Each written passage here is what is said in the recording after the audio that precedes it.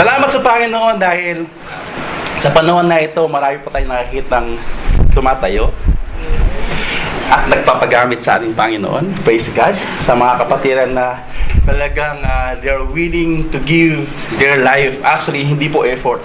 Yung buhay po nila sa ating Panginoon. Dahil yun pong hinahanap ng ating Panginoon. Hindi yung talento, hindi yung meron tayo, kundi yung puso ng bawat isang magsilbi at magpuri sa ating Panginoon. So, we are blessed dahil marami rin tayong nakikita ng mga kapatid na ginagamit nga po ng ating Panginoon. At ganoon din, nawa sa mensahe natin mapapakinggan sa oras na ito, ay ma-encourage din yung mga kapatidan natin na medyo, sabi natin, laylo, o kaya parang nawala dun sa panindigan ng Lord. Sa oras na ito, alam ko, maungusap mo din Panginoon to, sabi nga, ignite ulit yung init natin sa ating pagpupuri sa ating Panginoon. Yung bang kadalasan nating naranasan pag tayo ay gusto natin magpagamit, pero bakit hindi natin nagagawa? Diba? Kung minsan nga, yung patuloy natin na mapakinggan, malamang takot tayo. No? Takot tayong humakbang, o kaya takot tayong mapuna. Di ba? Yung iba naman, sabi nila, oops, hindi ako pwede dyan sa ministry na yan. Di ba? Kung minsan, dinadahilan natin, wala akong talento. Di ba? Kung minsan, wala akong pwede may ambag dun sa ministry na yan. Pero hindi nakikita natin Panginoon yung inaambag na physical or something na meron tayo. Iba naman, ang sinasabi nila kung bakit hindi sila nagpapagamit din sa ating Panginoon, because they are thinking that they are still young. Bata pa ako dyan, di ba? Pang matanda lang yan. Di ba sa atin? Pag inaawit natin, nagpupuri tayo sa ating Panginoon every time na tayo po'y nagsasalo-salo. Di ba? Feeling bata tayo. Di ba?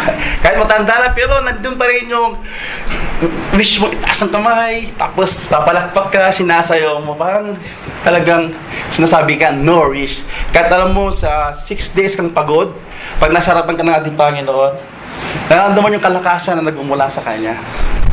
So, tayo naging bata actually. Kung bata ka man, at hindi ka nakagamit sa Lord, hindi ka wag matatakot dahil yung kalakasan natin, yung courage natin ay nagmumula sa ating Panginoon. Yung isang kadahilan naman kung bakit hindi nagpapagamit, ang normal na sinasabi, matanda na ako dyan.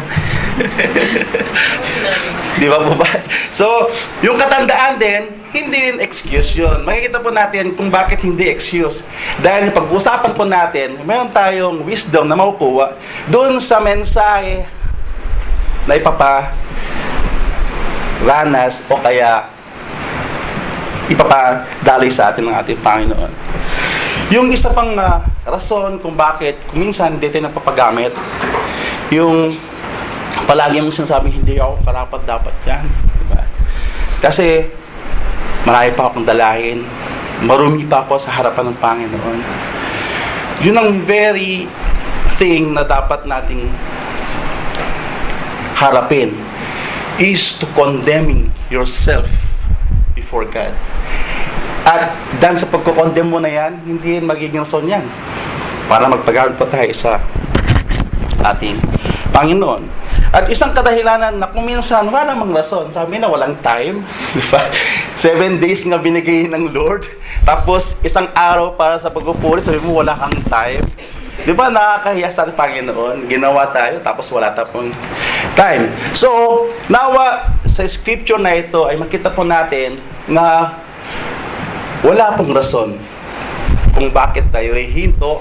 Wala ring rason kung bakit hindi po tayo magpapagamit sa ating Panginoon. At wala ring rason na tayo patuloy na ma-experience katulad na ating na-experience kanina, madama yung presensya ng ating Panginoon to the brethren na ginamit din naman, to the singing, to the leading of the Holy Spirit na ginamit ang buhay nila to may taas ang pangalan ng ating Panginoon sa antas ng ating pong pag-aawit ng Panginoon. Ngayon, nakita na yung pangalan, Dagger Ehad. So, ang scripture reading po ay nakuha po natin sa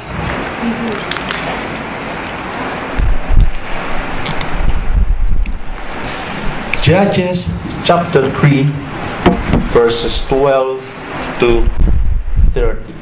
So hayaan niyo po na babasahin ko po itong kwento na to. Makinig po tayo at tignan po natin kung ano ang ginawa ni Ehud sa verses na to or scripture na to. Kung gaano po siya nagpagamit, even though sabi na meron daw siya kapansanan. At tignan natin, ano nga kaya yung sinasabi ko nila yung pwede natin pagkukunan ng kalakasan. Sabi ito, again, the Israelites did evil in the eyes of the Lord. And because they did this evil, the Lord gave Eglon, king of Moab, to power over Israel, getting the Ammonites and Amalekites to join him.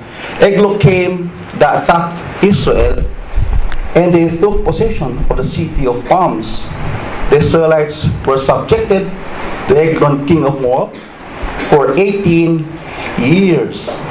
Again, the Israelites cried out to God or to the Lord, and He gave them a deliverer, the name Ehud, a left-handed man, the son of Gera, the Benhamite. The Israelites sent him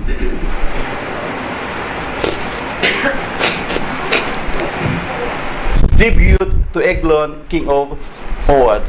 Now Ehud had made a double-edged sword about a cubit long, which he trapped to his right thigh under his clothing. He presented the tribute to Eglon, king of Moab, who was a very fat man. After Ehud had presented the tribute, he sent on their way those who had carried it, but on reaching the stone images near Gilgal, he himself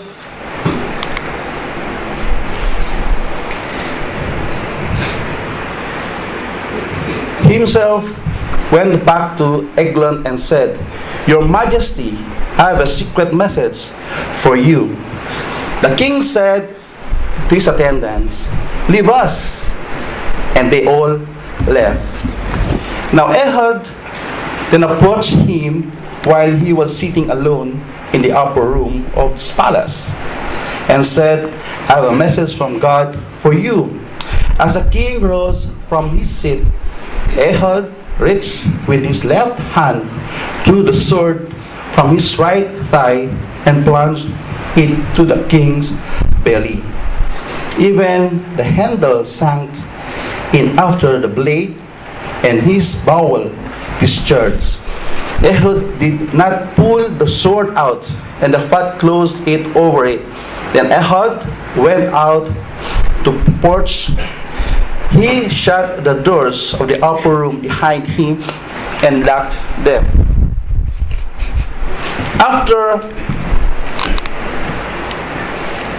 After he had gone, the servant came and found the doors of the upper room locked. They said he must be relieving himself in the inner room of the palace. They waited to the point of embarrassment, but when he did not open the doors, the room, they took a key and unlocked them. There they saw their Lord fallen to the floor dead. While they waited, Ehud got away. He passed by the stone of images and escaped to the Sirah.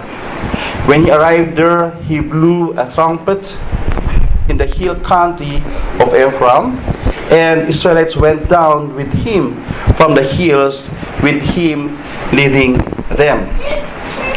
"Follow me," he ordered, "for the Lord has given Moab, your enemy, into your hands." So they followed him down and took possession of the fords of the Jordan, and led to Moab. They allowed no one to cross over. At that time, they struck down about 10,000 Moabites, all vigorous and strong. Not one escaped. That day, Moab were made subject to Israel, and the land of peace of 80 years. So, ang pamagat ng ating pag-usapan is Ehud, the unlikely deliverer. Ang pinagkunan po natin ng ating scripture is from Judges. At alam po naman natin yung Judges kung bakit ay sulat ang Judges. The story follows a consistent pattern. Yung Israelites daw ay patuloy na nagkakasala. Pag sila po ay nagkakasala, they are conquered and oppressed by their enemy. Tapos, kung sila po ay nahihirapan at humingi ng tawad sa ating Panginoon, God deliver them by the use of heroes, sometimes deliverer, or tinatawag nilang judges. At one of them is Ehud. So, always pag ang Israelites ay nagkukulang, naging unfaithful, naging sinner, naging disobedient, mayroong parusa na sila ay talitas-tais ng ating Panginoon. After that, when they felt na talagang hirap na sila because of oppression na ginagamit din ng Panginoon to discipline them, sometimes because of that, they are coming back to our Lord and ask forgiveness. Siyempre, ang Panginoon, He's loving, forgiving. At yung mga tao, lalo ng mga Israel, pag lumalapit ang Panginoon sa Kanya, hindi niya itong natatanggihan. Kaya, He is giving a deliverer like Ehud para sila po ay mawala doon sa oppression or suffering na meron po sila. And after that, when Ehud came, they are free from bondage and have peace for 80 years. So yun po ang background about sa Judges. Ngayon, pag-usapan natin siyempre si Ehud. Ang sabi ito sa highlighted na phrase, again, the Israelites cried out to the Lord, and He gave them a deliverer. Ehud, the left-handed man, the son of Gera and Ben-Hamai. Bakit nasabi natin ang title became the unlikely deliverer? Hindi po ba natin alam na nung unang panahon, even here in this place, di ba? Pag yung tao ginagamit niya ang kaliwang kamay para kunin yung bagay, di ba? Nagagalit yung tao o yung Arabo, lalo na yung Middle East. Kasi ang paggamit ng kaliwang kamay ay hindi kaaya-aya sa kanila. It is very rude for their tradition and culture. At hindi lang po sa Middle East, sa Nepal, sa India. So, yun po nakita natin. At dito, it symbolizes that when a man is using his left hand, he is also considered unclean. Bakit kaya grabe naman, no? So, yun po yung nabasa ko kasi yung tao raw na gumagamit ng left-handed because yung left hand ay ginagamit po natin for ablutions, for cleaning. Diba kung minsan, iniisip ng mga tao, ayaw kukunin dahil ginamit doon sa paglilinis ng katawan, di ba? Yung paglilinis natin doon sa katawan. So, syempre, yung sa tao mag-abot, ayaw niyang hawakan kasi marumi nga po yun. At even dun sa kultura ng ancient Israel, it symbolizes a being outside of their culture. So, dun pa lamang is very unlikely. Diba? Ginamit ng Lord, unclean, tapos left-handed. At sa ating pong situation, diba most of us using right hand? Ilan lang, di ba, yung gumagamit ng left hand? At hindi ko lang sinasabi, pag gumagamit ka ng left hand sa oras na to, sa panahon na to, you're unclean. So, base lang po ito sa ating pong nabasa sa scripture. At ito rin, Ehud is also a messenger. Ibig sabihin, utusan. Kasi siya yung nagdala ng tribute o kaya taxes, bayad ng mga Israelites because they are under oppression. So definitely, they are under the rule of King. Sino yung king ulit? Eglon. So, and lahat ng kanilang possession, taxes, they are paying for this king. At ang nautusan na magdala ng tribute na to ay si Ehud. Diba most of time, sa kalakaran ng mundo, diba? Ang palaging nauutusan ay sino po? Diba yung mga, sabihin natin, untitled. Yung mga mahina. Yung mga weak. Sa trabaho po natin, sinong palagi natin nauutusan? T-boy? Alam ka ba tutusan yung boss mo, di ba? Yung mga alam mong mababa sa'yo. Poor. Di ba? Most of the time, kung makikita po natin sa ating pong yung kalakaran sa mundo, ang palaging nag-uutos, definitely, yung title, di ba? Yung mga boss, yung mga mayayaman, di ba? Sila nga yung mga mayayaman, marami silang mga kasama sa bahay. At yung mga kasama ng bahay, di ba? Sila yung abang-aba, kawawa, inuutusan ng mga boss. Lalo na dito sa lugar natin, no? Sino yung mga kinakawawa sa mga bahay nila, di ba? Yung mga malilit na tao. So nakita natin yung characteristic at katangian ni Ehud sa ating pong nabasa. At also, yung mga nag-utos naman, sometimes they are opportunist. Bakit opportunist? Dahil even though they are the same level, pag nakita nila na mahina yung kanilang, sabi nila, kabaro, they are taking advantage na nautusan itong tao o itong kapatid. Di ba? Even in the working place natin at even sa churches. Ang nakita po natin, ang talagang gumagalaw, nauutusan, nag-aas tayo ng pabor sa mga tao lang po natin, kaya po natin utusan. Tama? Hello? Natuto ba tayo? So nakita po natin yung katayuan at kalagayan ni Ehud dito pa lang po sa unang part. At si Ehud ay talaga namang obedient, very humble. At the same time, he is very courageous. Kung ikaw kaya, alam mo na yung dadalhin mong pera ay dadalhin mo doon sa tao na masama, na pwede kang patayin. Kasi we are talking about masamang hari. Diba? At nakita na inorsodahan ka. Di ba kung minsan nakakatakot yun, utusan ka dun sa alam mong papatay. Dito na nga lang, ikaw na mag-pray. Natatakot ka pa, di ba? How much more, dadaling ka dun sa hari na alam mong kamatayan, no? Na alam mong, pag pupunta ako dito, sigurado ako dito, di ba? But, because of obedience, and courage na meron kay Ehud, he followed the calling came from the Lord. So mga kapatid, minsan na ba tayong tinawag para manilbihan sa Lord? Or, sabi ko kanina, bata pa ako dyan. Matanda na ako dyan. So marami pa ba tayong rason kung bakit hindi po tayo nagagamit para sa ating Panginoon?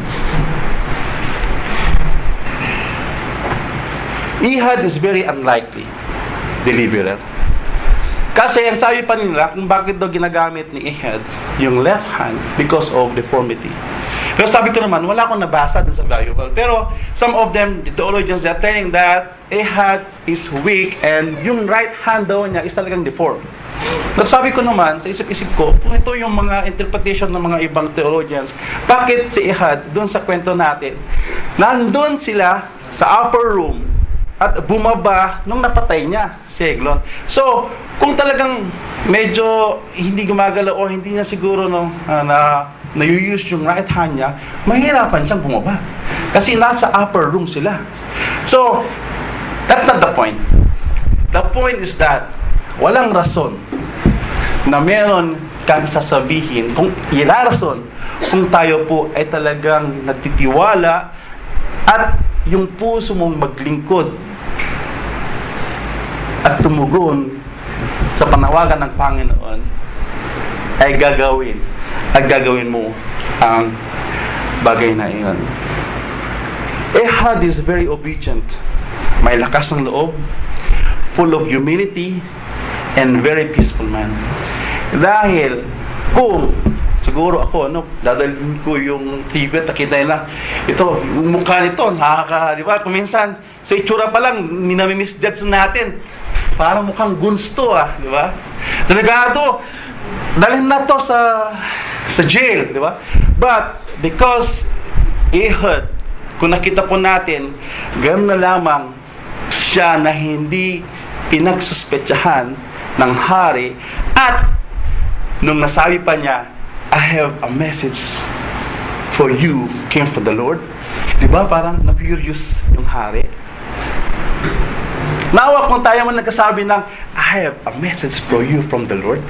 Nawa for the Lord talaga. Hindi yung message ng iba. Diba? Baka iba naman yung message mo at hindi siya nakatulong. Ano? Pero dito nakita natin sa ginawa ni Ehud, also given a wisdom para magamit niya kung ano ang ibinigay sa kanyang karunungan, even though he is very weak sa tingin ng tao, but because of the wisdom na nagmula sa ating Panginoon, he tried himself to go in the upper room to meet the king of Eglon para patayin po to. Nasabi po kanina dito, Ehud, gumawa po siya na actually dagger yun a cubit long. Ibig sabihin na pwede siyang maitago. At yung weakness niya na sinasabi po natin, ito yung ginamit niya as a strategy para makapasok siya. Diba? Kasi the training of the, sabi natin, soldiers, they're using their right hand in the battle. At always yung position ng sword or anything man ay nilalagay sa kaliwa. Diba? But this time, Ehud keep the dagger in his right leg at kinovelan po ito. At dito, sabi natin, miscalculation or na-overlook ng mga security or mga kasama ni Eglon dahil commonly ang mga soldiers at mga pumapasok doon ay nakikita yung sword ay nasa kaliwa. So because of this wisdom na ginamit po niya to have the great purpose na papagsagin si Eglon ay ginawa po niya.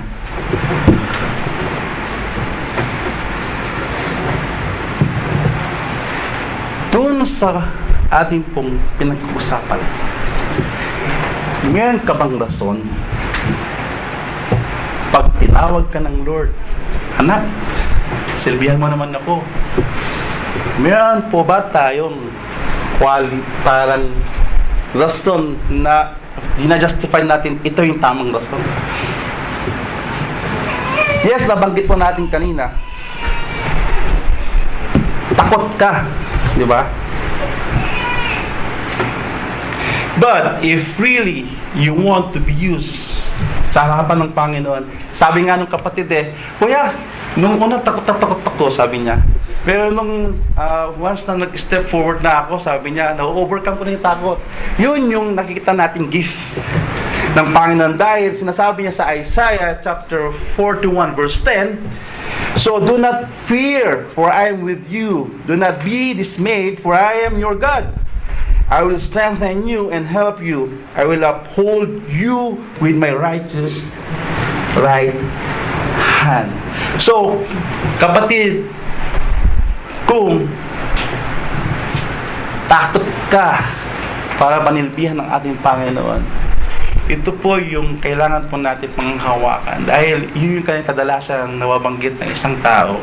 Lalo na, siyempre, pinag-usapan natin Kristiyano na mayroong relasyon sa ating Panginoon. Kung yun talaga ang desire mo to serve the Lord, yes, umpisa. Kahit sino man sa atin natakot nung una. But sabi nga natin, just put your first feet and then ipadyak mo for one step, definitely follow the second step. Sabi natin, malamang, may kadahilanan pa. Wala akong talento. Di ba sabi ng Panginoon, every one of us, merong isang na ibibigay na ratangin na yung nagagamitin natin sa ating Panginoon. Okay, sabihin mo, inisis mo pa rin. In the ministry, there's a lot of things to do. Hindi lang po sa pagmamensahe, hindi lang po sa transport. Yung simpleng bagay na pwede mong sabihin natin magawa para sa ating Panginoon. Kailangan po ba ng skill sa pag-aayos ng bangko? Kailangan po na ba ng great skill para magpunas ng mesa? Kailangan po ba ng skill para magamit ka sa kitchen? Kahit lang yung ginamit mo ay pag hinugasan mo yan, yung simpleng paghugas mo ng ginamit mo, it's already a mystery, kapatid. At hindi tayo nagkakalat. So, kung sa settings po natin ngayon, may nakikita ba tayong kailangan para silbihan ng ating Panginoon? Ika nga, kung marami ang rason, ang kapatid, you are just justifying yung gawa po ng kalaban. At sometimes, nagiging masyado tayo katulad na lamang na isang taong pinapataba na lamang. Kung minsan tamad po tayong gumalaw para sa ministry ng ating Panginoon. Amen po ba? So, sabi mo wala kang talento. Maraming pwedeng gawin sa simbahan.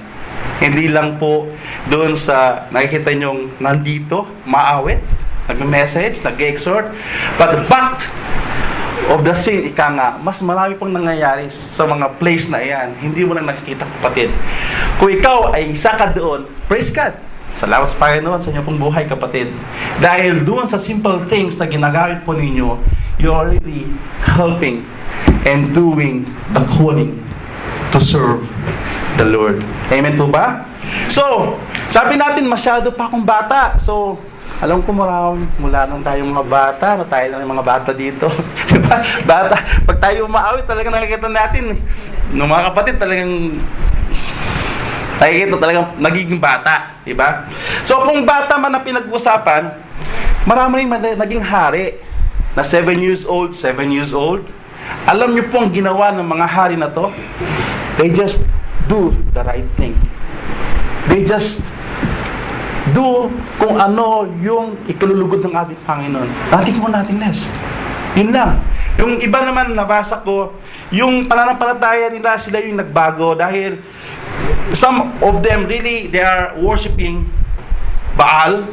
But because of this king na ginamit ng Lord, though they are still 7 or 8 years old, sila po yung nagtanggal sa mga bagay na ito. They just follow kung ano yung naisin ng Lord. Tayo mga kapatid, pina-follow ba natin kagustuhan ng Lord? Dito sa ministry, always, sabi ko, bakit inuulit na lang yung every Sabbath day? Dapat nandito tayo. Dahil every Sabbath day, doon natin na-express yung puso po nating magamit ng lubusan sa ating Panginoon. Dahil may ministry ba? Diba? Yes, maraming mga ministry kung tayo po lumabas sa sambahan. But basically, when you are called to serve the Lord, nangyayari po siya sa Sabbath day. Yes, we are blessed dahil yung nakikita dapat sa atin, sa ating pong paglago or paglakad bilang isang Christian, nakikita dapat sa labas. Pero yung pagpupuhay natin ganito, nagagawa mo ba sa labas yan? Pupurihin ka sa awit, di ba? Na-express po ba natin ito sa labas? Di ba? Tayo po ay nailalabas po natin sa loobin natin every, sabi natin, Friday. Di ba? Kaya lang sabi ng Panginoon, He blessed the day of Sabbath. Kung makikita po ninyo sa Exodus, yun yung ang tanging araw na pinagpala talaga ng ating Panginoon. Yes, pinagpala lahat ng ating Panginoon, pero yung specific day of Sabbath day, iba yung klaseng pagpapala na meron doon. Kaya paulit-ulit na lang, kapatid, kung ikaw, marami kang rason na hindi ka makadalo sa gawain ng ating Panginoon. Yes, alam ng Panginoon, if it is really valid because of work, He knows, you cannot mock. Pero, kung ang paulit na sinasayang mo is bukang bibig mo, wala akong time, hindi ako pwedeng makadalo dyan. Kasi mayroon ibang gagawin. Kapatid, you know the truth. You and the Lord, kung bakit wala ka sa lahat ng gawa. Yes, wala ka sa Friday. Meron namang Monday, meron Tuesday, meron Wednesday. Kung titignan mo, kompleto na nga isang linggo eh. Kapag attend ka ba kahit sa online? Online! Kasi kahit sa amin, ino-open namin yung online, kami-kami lang din nandun. Guilty. Mukhang guilty. Ngayon kapatid, sinasabihan tayo ng ating Panginoon kung paano tinawag ng Lord si Ehud to serve. Kasi gagamitin din po tayo ng ating Panginoon para sa mga tao na nangangailangan. You know, because of the sin that meron ng Israel, naghihirap po sila kapatid. Ikaw, kung meron ka ring sin na inalagaan, definitely po, pag Kristyano ka, naranasan mo yung chastisement, yung parusa ng ating Panginoon. But always remember kapatid, kung ikaw man may kasalanan o mayroong dinadalang pagkakamali, pagkakasala, sabi nga natin, nagdalangoy ka pa niyan, hingi lang tayo ng tawad sa Lord. We just cried and asked forgiveness. Definitely, hindi ka tatanggihan ng Lord. At bibigyan ka pa nga ng kalakasan. At the same time, the same with Ehud.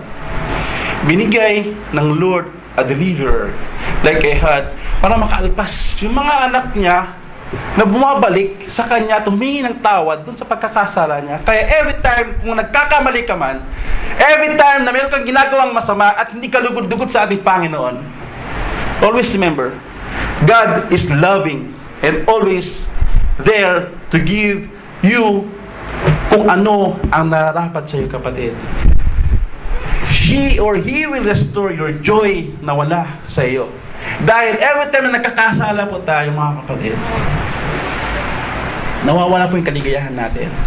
Diba kuminsan, sabi ko nga, hindi ako karapat dapat dyan. Bakit? Kasi you are condemning yourself not to do the will of the Lord. Dahil inaalagaan mo pa yung pagkakasala na meron. But if you release it and you give it to the Lord, definite po yan, bibigyan po ng kaligayahan at kapayapaan. So, other thing na masasabi po natin kuminsan kung bakit hindi tayo nagagamit ng Lord, masyado na akong matanda. Diba sa Bible study natin sa Wednesday, sino yung ating pong pinag-uusapan doon? It is John the Beloved, na kung saan hanggang nung tumanda na siya, ginamit siya ng Lord. Sabi nga, natulog na lang siya, di ba?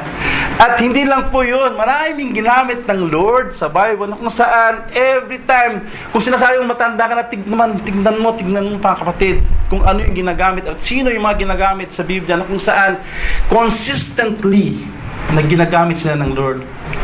At pag nakikita mong ginagamit sila ng Lord, sila po'y pinagpapala. Pag sinasabi mong matanda na ako, you are just hampering, sabi mo, parang ayaw mo itong pagpapala na ito, nagawa mo na sa Lord. Matanda ka na nga, ayaw mo pagpagamit. Kailan ka magpapagamit pag namatay ka na? Diba? Mas maganda pa ngayon, bata. Kasi may chance ka pa eh.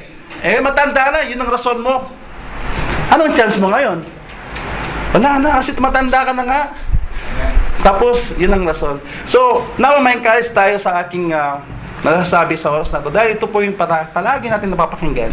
Even noon pa, sabi na mga iba, Kristyano mo pinag-usapan, matanda na ako dyan, ibigyan na natin sa bata. Diba? Pero kung titignan mo yung sinasabi, he or she just escaping dun sa calling na binibigay ng ating Panginoon.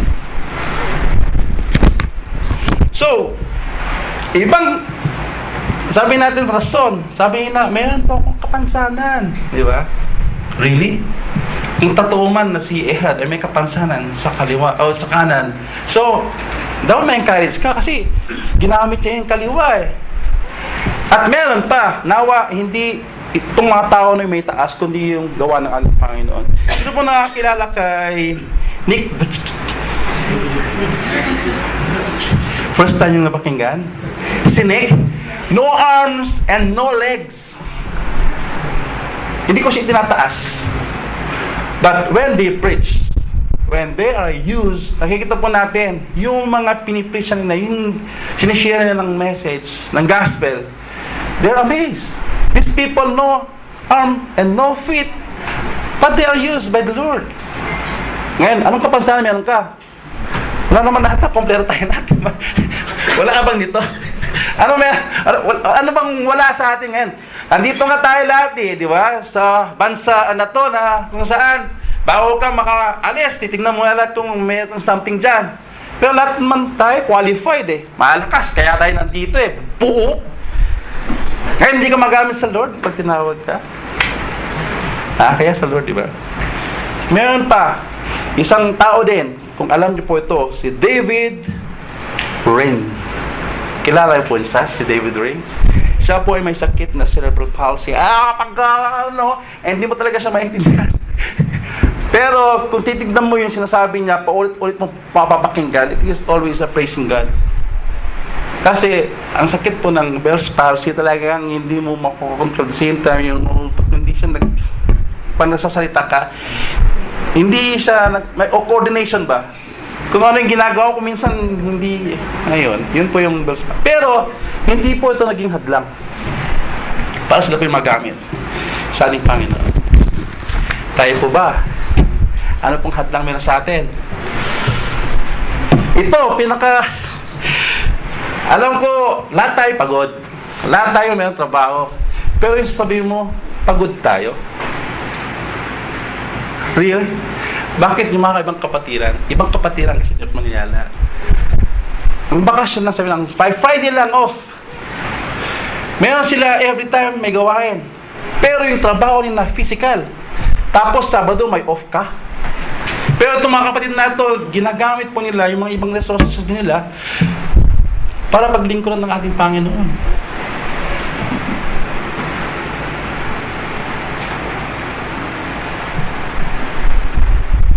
Di pa tayo nakakaya sa Lord? Wala akong pahinga? Come on, may pahinga kang 2 araw, tapos wala akong pahinga. Yung kapatid, Friday na nga lang, umuwi pa siya, naglingkod pa siya hanggang alas 2 na madaling araw. Tapos papasok ng alas 7 o kaya umaga. Napakinggan ba natin yung sinasabi ko? Naringgan nyo nga po ba yung mga kapatid po natin ito nagreklamo sa Lord? Pati ikaw, kapatid, 2 off mo. Masakit po ba yung sinasabi ng Lord? Meron pa ba tayong rason para tumanggi sa Lord? To serve Him? Binigay nga niya pong buhay niya, di ba po ba? Ngayon,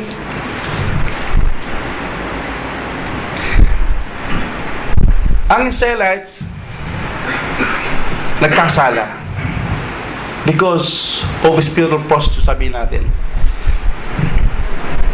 Ang kwento kasi nito, kung bakit ganun din sila nagkasala, ito yung ikalawang yugto kasi na sila po iligtas ng Panginoon. Dahil, ang sabi ng Panginoon, yes, nung sinakop ng mga Israelites yung iba't ibang lugar ng Canaanites, pinapalayas nila yung mga Canaanites na nandun. But this time, the Lord test their faith. Sabi ng Panginoon, titignan ko nga itong mga dun sa mga tao na walang experience pa, walang experience sa battles, walang experience sa ganito. Titignan ko nga kung gaano sila katapat sa akin. At sumakop sila itong tao na ito, but hindi pinayagan ng Lord na yung mga tao na nandun sa lugar na iyon ay papalayasin, papatayin. They will stay put. Because of that, these Israelites tested about their faith ng Lord, and they failed.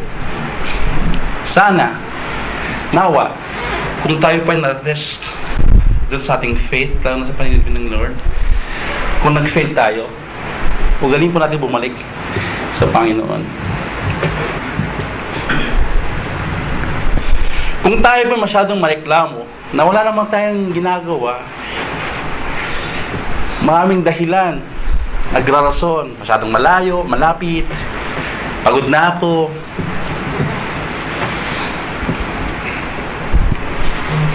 At pag tinatawag ka ng Panginoon through the brethren, through the leaders, or sino man na, kapatid, may potential ka pala. Sama ka na sa ministry. Nawa, maalala po natin ito na ito. Pag tinawag tayo, it is an opportunity and privilege na binibigay sa atin to be blessed and to be a blessing ng mga gayang sabi ng Panginoon. Everything dapat na meron sa atin. Ika nga, time, talent, and treasure. Alam mo kung bakit? Basahin po natin to. Sa 1 Peter chapter 4 verse 10 to 11. Each of you should use whatever gift you have received to serve others as faithful steward of God. Grace in its various forms. If anyone speaks, they should do so as one who speak the very words of God. Baka sabihin, oops, speak to But, sabi nito, very words of God. Malinaw po If anyone serves, they should do so with the strength God provides. Teka lang. Pati pala yung kalakasan na gagamitin mo sa Lord, siya pa yung nagbibigay? Grabe, no? Grabe talagang Lord. Praise God. So all that in all things God may be praised through Jesus Christ. To Him be the glory, the power, forever and ever. Amen. May napansin po ba kayo dito? Kasi meron din kapatiran, kaibigan na, Kailan, ubus mo pa ako, encourage mo pa ako para magamit sa ministry. Kasi pag titignan po natin dito, it's of you.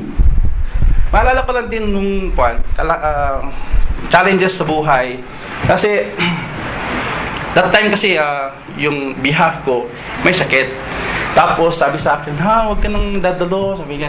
So, hindi ko siya tinake yun because of my emotion. Iiwan ko yung aking mahal na kabihaw.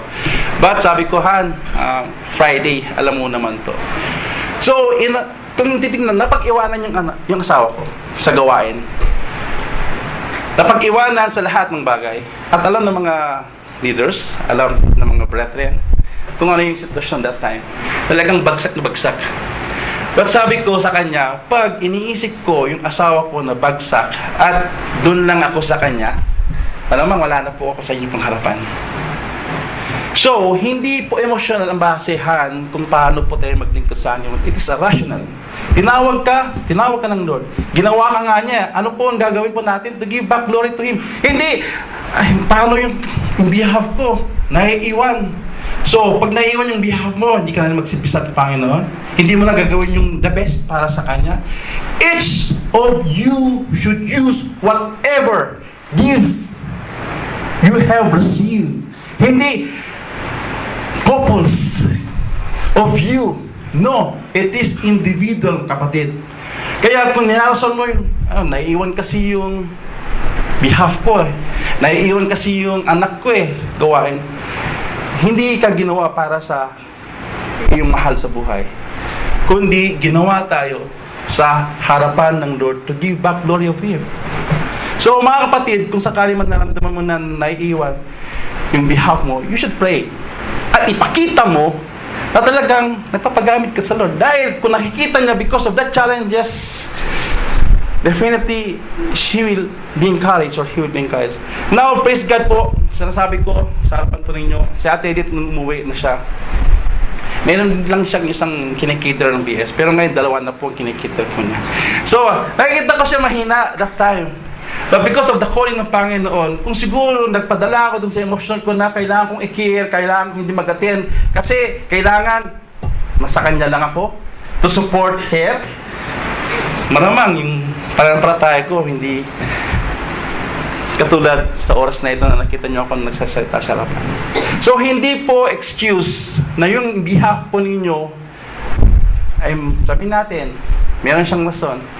Pero ikaw mismo na nakitaan yung kalakasan na gumula po sa iyo, nagbago tayo dun sa attitude natin, nagbago tayo sa character natin, nagbago tayo sa mga gawin natin hindi karapat-dapat sa ating Panginoon. I assure you, yung biyabo po yan, madadala mo sa harapan ng Lord. Kung sasabi mo, nagbago ko, pero yung gawin mo pa rin, the same. Ganun pa yung treatment mo sa asawa mo. Definitely hindi maniniwala sa iyo yan. Yung calling sa'yo, may rason ka ba? Dahil sa pa-attitude mo na yan, dahil sa character na meron ka, definitely hindi siguro. Justification, kung meron ka, na dapat palitan. Ika nga, pag tinanggap po natin Panginoon, the old is gone, and the new is come. At yung change of life, dapat makita po sa atin sa bawat buhay po natin.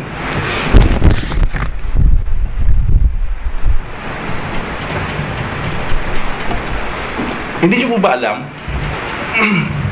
pag hindi po tayo tapagamit sa ating Panginoon, we are dishonoring Him. Kasi nga sabi, yung purpose po natin, bakit nandito po tayo? To give glory. Paano kung makapag-give glory kung walang ginagawa? Diba? Sabi nga doon sa exhortation, sabi ko nga, ate, parang pares tayo sa exhortation. Sabi niya, yung boss, di ba? Pag inutusan ka ng boss at hindi mo ginawa, you are dishonoring yung boss.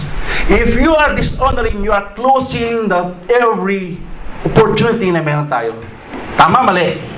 Kasi if you are dishonoring your boss, ang ganda-ganda ng trabaho, pero pasaway ka sa boss, hindi ka kaya tatanggalin sa trabaho. Disobedient ka, yes, matalino ka, magaling ka, pero tamad ka naman. Pag nandiyan ang boss mo, gagawin mo kasi pakita. Pero marami nakakita sa'yo, hindi naman yung ganyan yan. Di ba? If somebody dishonoring you, di ba masakit, iniyak mo nga eh. Di ba? Paano kaya ang feeling ng Panginoon? Siyang nabigyan ng lahat na meron tayong sa oras na ito. Masakit po ba yung naramdaman natin pag dinidishonor tayo? Ganun din po kaya yung nararamdaman ng ating Panginoon kung tayo nagdi-dishonor sa Kanya.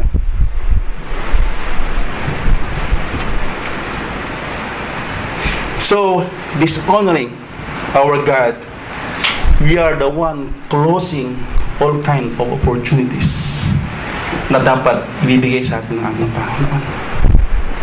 The same with the Israelites for their unfaithfulness. Dishonoring stiff-necked person. Di ba? Nakita natin, 18 years they were pressed.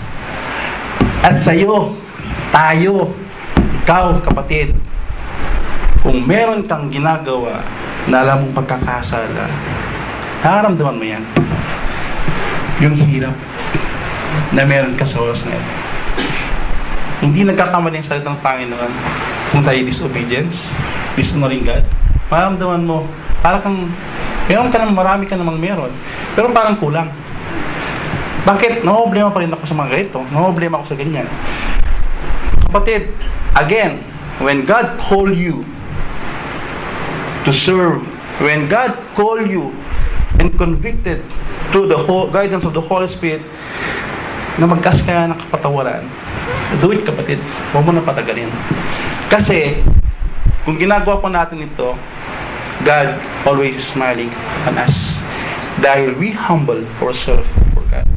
At the same time, syempre, ikangal sa mga mensahe or exhortation, o yung kapatid o yung anak mo gumagawa na wala namang hinintay kapalit. Diba? Kung yung anak mo yon ginagawa lahat ng pwedeng gawin sa bahay, diba? Kahit hindi yan humingi, diba? Bibigyan mo pa rin siya ng something na parang consolation niya dun sa paggawa niya. Kahit siya naman gumagawa ka, tapos, uy, ginagawa ko to, Lord, ha? Papa, ginagawa ko to, di ba? Sa example natin, parang, ba't ito yung anak ko, di ba? Parang gagawa lang siya dahil may gusto, di ba? So, yun yung pagpapala na hindi natin nakikita. Now, we are not doing the ministry dahil may pangako ng ating Lord na may babalik. No, we are doing this dahil yun ang responsibilidad natin sa ating Panginoon. At we will do it, definitely yung pagpapala at blessing ay bibigay ng ating Panginoon. At proven na po yan ng mga kapatiran. Yung sino man na nakikita nyo mga kapatid na walang reklamo, nakikita nyo sa buhay po nila, parang kontento lang, parang swabe lang, relax lang. Wala yung problema, parang okay lang, di ba? Ikaw na marami ka, tapos, bakit ganito? Bakit ganyan? Parang kulang. Bakit kailangan mo pang ganito, ganyan? Di ba? Kung minsan, bakit ano nangyari? So, tayo, ako, ikaw, na-experience natin yan, kapatid. Hindi po nalilingid sa harapan ng Panginoon kung ano meron po tayo. So, siyempre, sa ating GCC Church, di ba? Meron tayong, kung yung mga bago, we are inviting you na kung sakaling gusto nyong paggamit din sa Lord para maging daluyan ng pagpapala. Actually, sa policy po namin sa GCC, 3 months, continuously na mag-attend po tayo. Continuously lang. Kung sakali man hindi, makikita, malidusyon ng kapatid, malidusyon mga leaders na, si kapatid, active siya. Nakikita, kahit bago pa lang, meron nung pinapakita, nagiligpitan ng something, nag-aayos na. So, doon pa lang, makikita ng, si kapatid, bago-bago pa lang siya, pero pinapakita niya na meron siyang concern.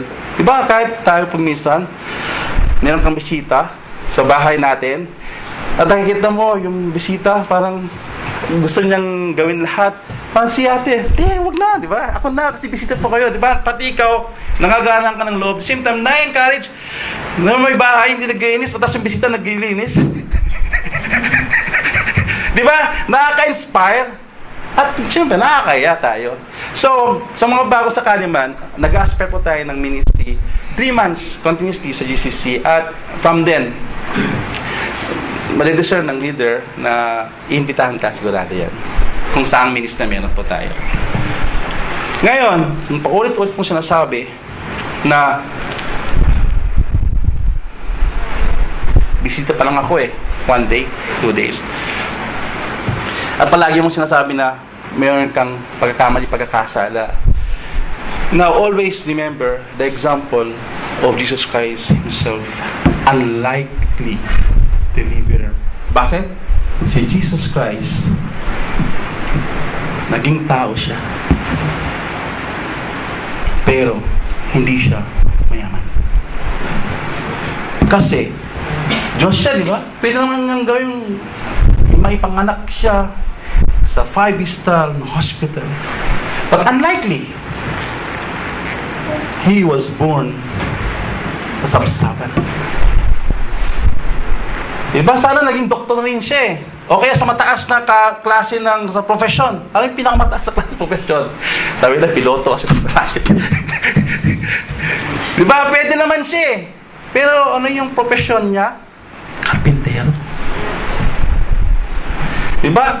Pag titignan natin, karpintero, mas maganda pa kayong mekaniko, diba? So, sorry, nilabel. Kasi pag titignan natin, machine yung hawak ko, ito kahoy lang So, ang point doon, it's unlikely na pati yung deliverer pa natin, it's not that he came the world na talagang known as mayaman or meron sa lahat na meron siya. But he is very simple, very humble.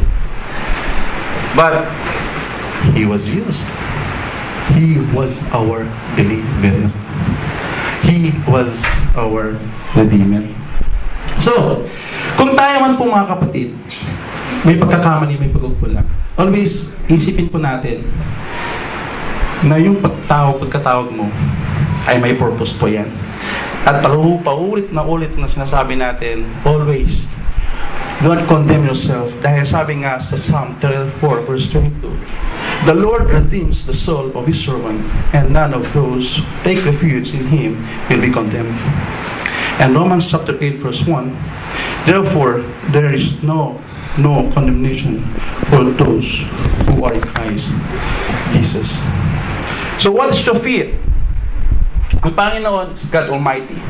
Ang Panginoon, He is our banner and He is our victory. Diba unlikely?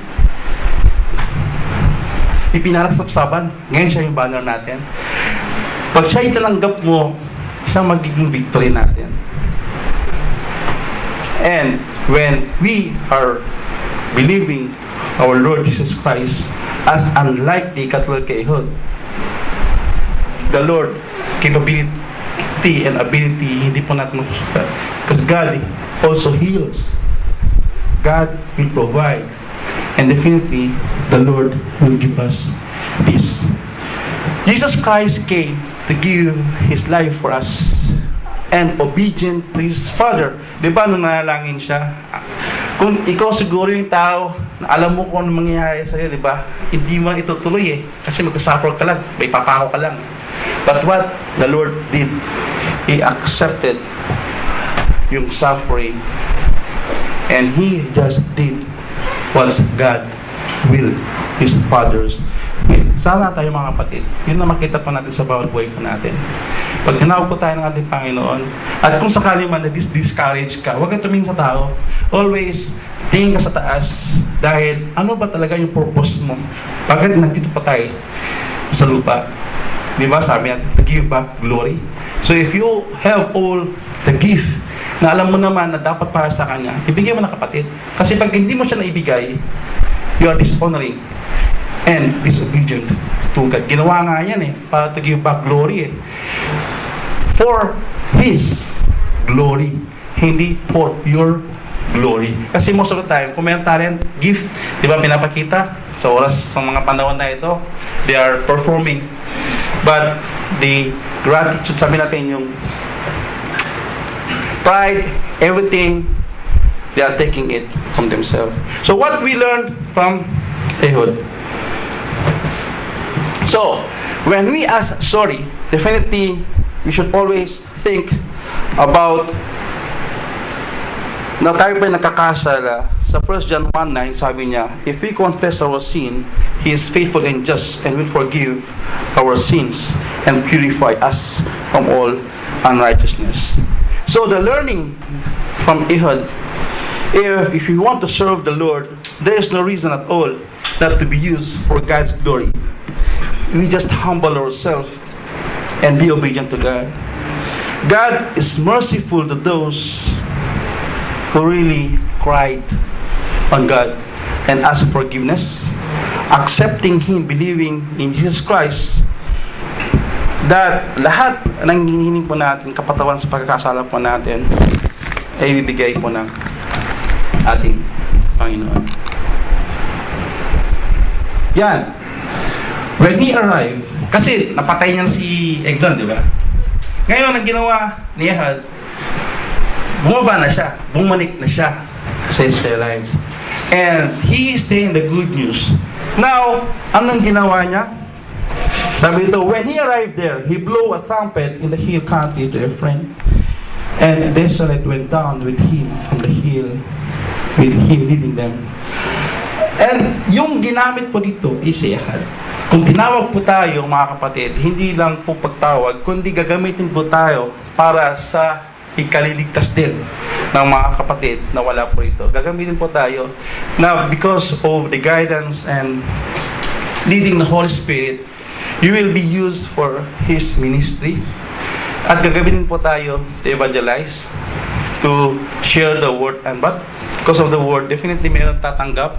At pag tumanggap po sila sa ating Panginoon, ang maibibigay po sa kanila assurance is what the Israel receive. Ano yung na-receive po nila? They receive a peace.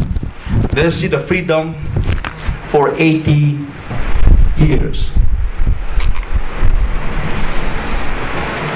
Bakit kaya may sword dito? Kasi yan po ginamit ni Ehud to kill Eglon. At itong sword na ito, hindi actually sword, this is a dagger. But they are considered sword, definitely. Pumasok sa stomach niya at hindi nakita pati yung handle. So pumasok talaga, sobrang taba. Grabe, accurate, sobrang taba. But what is this for us? It is the Word of God. Ano po sabi niya sa Word of God? The Word of God is like an active, alive, sharper than any double-edged sword. It penetrates even in dividing soul of spirit, joints and marrow. It judges the thought and the attitude of the heart. Mga kapatid, alam ng Panginoon ng puso mo yun. Kung bakit ka nandito. Because of brother, sister, or really you are doing for the glory and giving back all things na meron pa tayo sa ating Panginoon. Now, itong sword din po ito, it is, alam po natin yung armor of God. Ano yung sword? It is the Holy Spirit. And that leads us, guide us every time na magpapagamit po tayo sa ating Panginoon. At yung kalakasan po natin, definitely, pag-umana sa Lord. Kaya, mga kapatid, don't forget, ito po ang always nating alalahanin. Love the Lord your God with all your heart and with all your soul and with all your strength and with all your mind, and love your neighbor as yourself. Mga kapatid, salamat po ng marami sa pakikinig po ninyo, at nawa meron po tayo na po ang wisdom na nagmumula po sa atin ng ating Panginoon. So, when you are called, always think all these things. Definitely, yan po yung basihan, hindi sa kapatid, hindi kay kuya, hindi kay pastor, hindi kay ate, hindi lahat. Kundi ginagawa po natin ito for the glory of God, hindi kung kanino man, at hindi po para sa iyo. Ginagawa rin po natin to definitely to bless others. Sabi nga kanina, we are the steward for every meron po tayo sa ating Panginoon.